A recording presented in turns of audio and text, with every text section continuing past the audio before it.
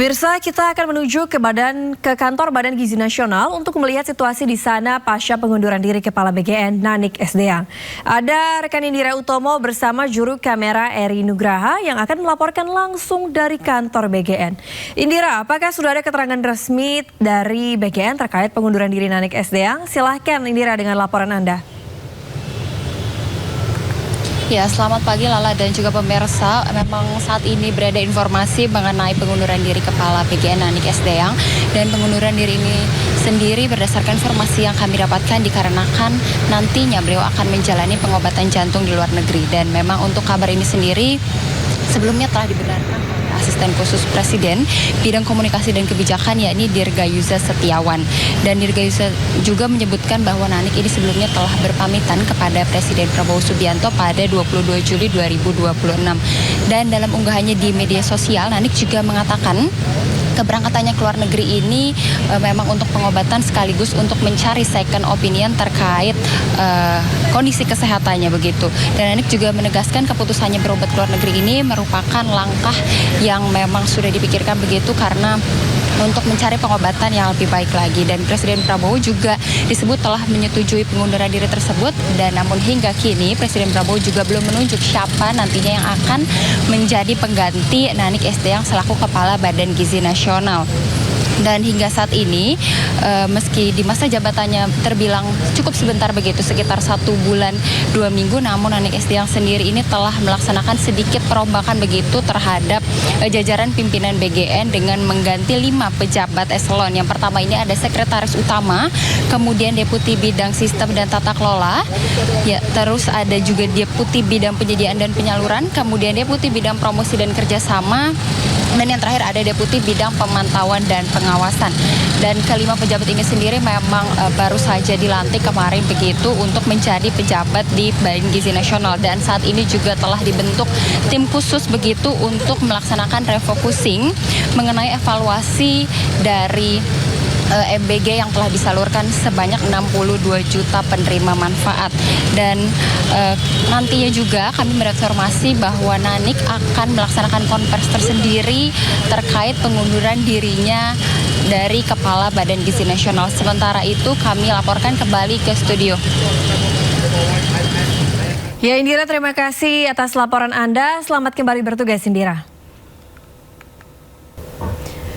Pemirsa, kabar mengejutkan pagi ini datang dari Badan Gizi Nasional. Kepala BGN Nanik Sdeang menyatakan mengundurkan diri. Nanik beralasan akan menjalani pengobatan jantung di luar negeri.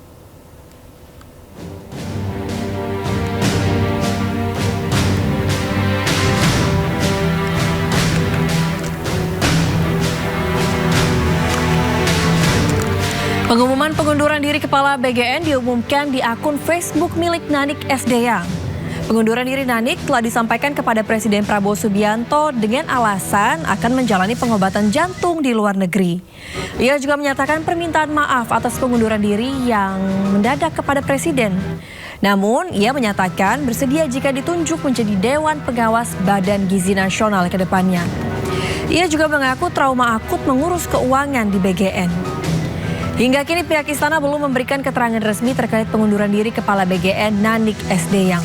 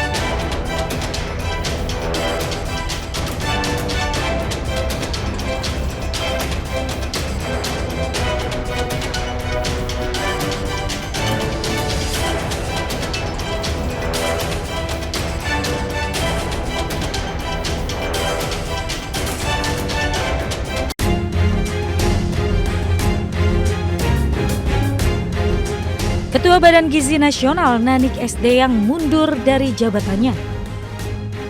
Pengumuman mundurnya Nanik disampaikan melalui media sosial miliknya. Dalam pernyataannya, Nanik menyebut dirinya mundur atas alasan kesehatan. Nanik juga menjelaskan bahwa dirinya akan berobat ke luar negeri untuk mengobati penyakit jantungnya.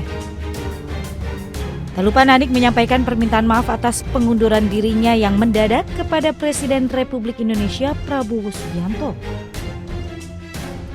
Mundurnya Nanik dibenarkan Asisten Khusus Presiden Bidang Komunikasi dan Kebijakan Dirga Yuza Setiawan.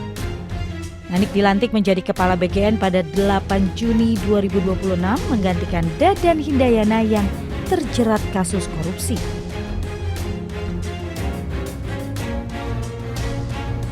Rencana kerjanya adalah menuju pada efisiensi anggaran. Kami concern, hal pertama yang kami lakukan adalah untuk melakukan efisiensi anggaran sehingga meskipun sekarang sudah dipotong tinggal 268.